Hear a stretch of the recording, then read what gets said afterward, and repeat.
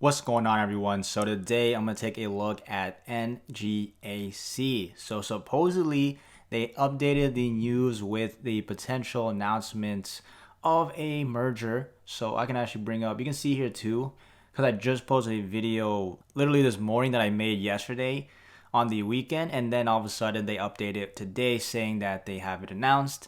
And you can see here XOS Trucks or XOS Trucks is going to go public by merging with SPAC. Next Gen Acquisition, otherwise known as NGAC, in Q2 of 2021. So if you want to check out the previous video, I kind of go over XOS, their website and everything.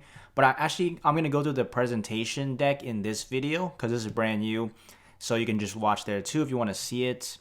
And here's just a preview of one of their little semi-truck designs. And pretty much nothing really happened. The price didn't spike up or go crazy. It looks like it just stayed around the same rate.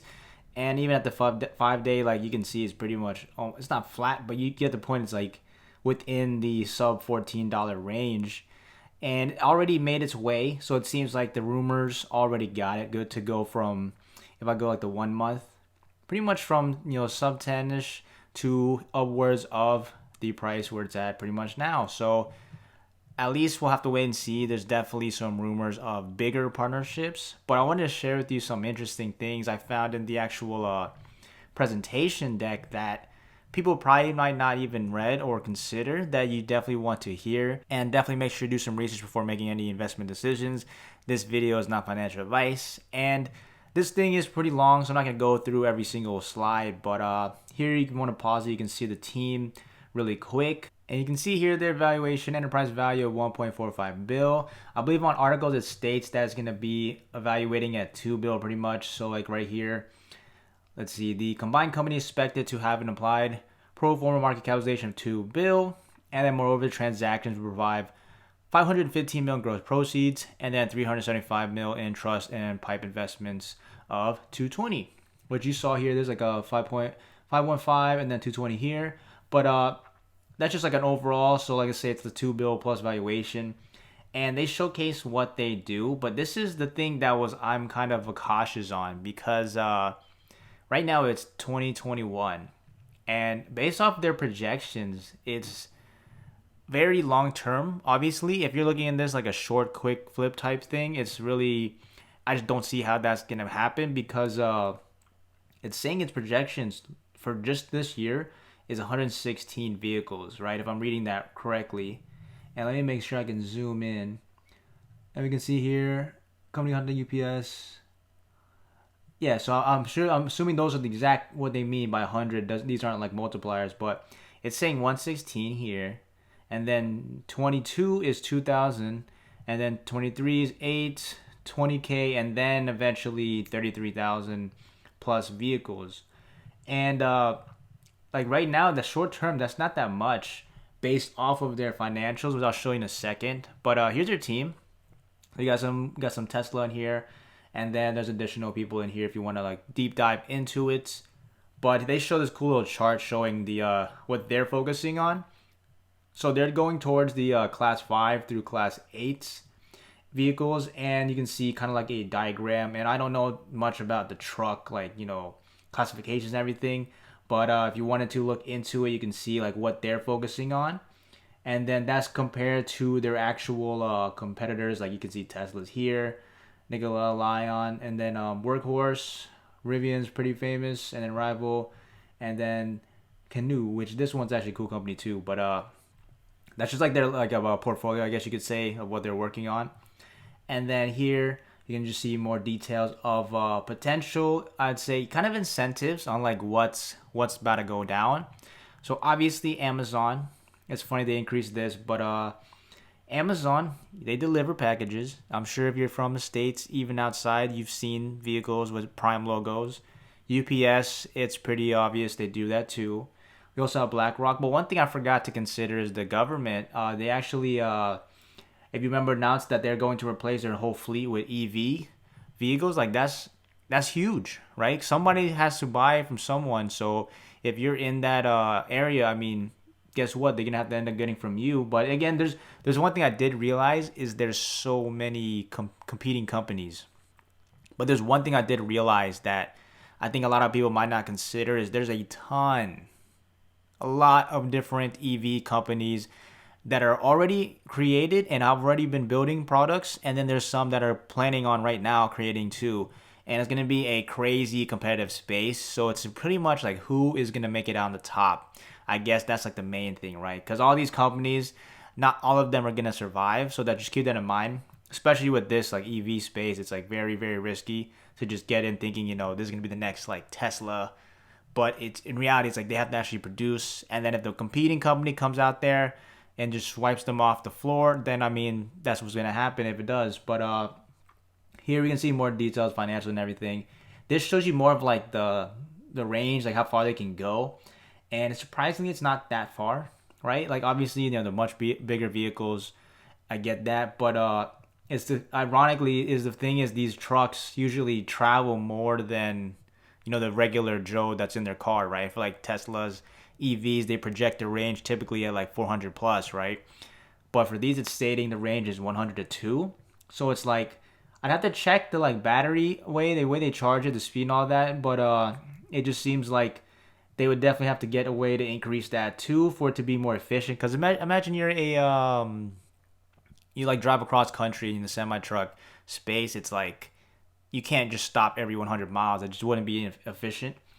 But here we can see some more details, and this stuff's more like technical stuff and just in general what the costs are for things. But I want to go down and check out. So here's the like timeline. So technically we're here. So they originally started engineering. They demoed everything, tested the fleets, their ability looks like they're working on, and then pretty much trying to scale now. So I think the scale part is the most important because I've listened to other interviews with other EV companies. Tesla is one of them, and they say the hardest, most difficult part is actually scaling and making sure your products actually are essentially repeating the quality each time. Because again, this isn't like you're not making food. Like you're making an electric vehicle that has to work and do specific things. And if you're gonna end up making hundreds of thousands of these things, like there's so many little parts that could go wrong. So I'm interested to see like how they manage with that potential issue. And obviously you can see here the actual customer traction. So there's a bunch of big names here you can see. But let me scroll down because there's this one's right here. So they're stating here, they have this includes in this agreement with CAT. So if you've seen, like the construction companies, vehicles, you've probably seen this logo before. But they say include 100 vehicles in 2021 and then 1,000 in 2022. And then also here it says 1,000 here as well. So they have the order for 1,000 for these two. But what's confusing to me, and I'll show you in a second. But so technically that's what, like 2K. I think that's 2K plus already, and they've only produced like a few hundred, or supposedly that's their predictions for this year at least. And then you can see here just more details on technicals and stuff. But I want to scroll all the way. Let's see, go all the way here. This is essentially their like platform that you pretty much, that's the way the vehicle actually operates. And you can see like this is more technical stuff. But yeah, it's pretty self-explanatory. Just looking at the graphs, and then they can show you the different like inner workings of everything here. But I want to show you mainly the financial part, right? So here's showing the actual battery. It says here that they have a 200,000 mile usable life. So I mean, that sounds about right. That's like a typical car. Once you've hit 200k miles, like it's making it, like you don't have to fix it. But I'm pretty sure by the time you use the car this much, you've had to go to the shop or fix it yourself a few times. So that's, at least it's cool to see. At least they have like a similar lifespan. But here's the most important thing, right? So this stuff, you guys can check all this out. This shows their facility. And they're stating here that the time to develop, it's 1 year, which is essentially a 2 to 3 times faster than the regular, traditional facility. Saying it's 2 to 90% smaller footprint. That's interesting. And then 80% capex reduction, which is cool to see. But this is the most important one I want to show you, right? So these are just details, stuff you can check out. But look at this financial stuff, right? So here, again, right? So like they said, the those two orders from the CAT and the other facility for like 1,000 each. Like right here it says, unless I'm reading this number incorrectly, it's saying that 22 is 2,000 plus vehicles, right? and then eventually they start to, 4x is here, and this is like a little under 3x, and then pretty much you add another 10, 13K on top. So they're saying they're going to project 65K vehicles basically through 2025, right? And then you can see here their revenues. So the revenues is the part that's interesting to me. It's saying that they plan on reaching 1 bill by potentially 2023. So if you're gonna evaluate a company, right? Let's say it launches, because if you check out the current market cap, it's like 655 mil already. So in terms of like potential, obviously the market can dictate the price, but in terms of the revenue projections and what you would evaluate it at, I mean, they're not making as much as I see in terms of like growth for this company. Again, I mean, who knows what's gonna happen? They could scale up like crazy and then end up, destroying these numbers. But I feel like these are conservative projections that they made. But yeah, that's the thing that I'm interested in trying to figure out is the amount of vehicles they actually can produce and then the overall revenue they end up generating. Because if I keep going, and let me go way at the bottom because there's a part I want to show you. Like again, it shows the same thing here. So look, total vehicles delivered 17, 116, 2000. Like these numbers aren't that big, right? And the thing is, like there's other competitors out there.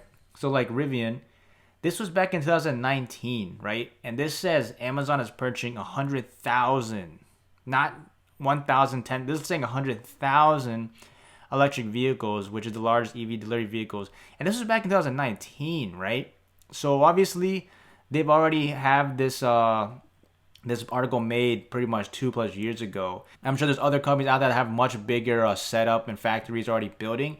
So just based off this, and they're like showing you like the delivery vehicles, it's like imagine they get a massive order for like 100,000. Like they wouldn't, at least the current projection they have here, I don't think they'd be able to keep up with it. They'd have to either utilize the funding they raise or expand and generate a much bigger facility in order to match with the demand, which they could.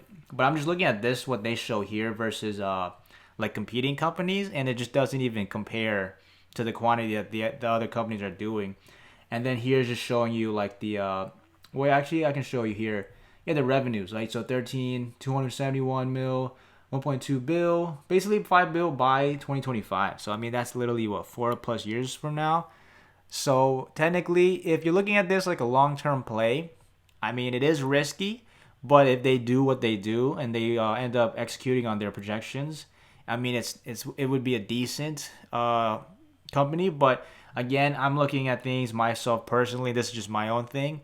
Companies that are much more lucrative, that have a much bigger demand, and also the market, it's untapped. Seems like there's a lot of competition in here, and it's really hard to predict like who's actually going to make it, right? Because this company right here, this is a big article that could encourage, I would be more bullish on this versus like something that just kind of came out and is just starting off day one.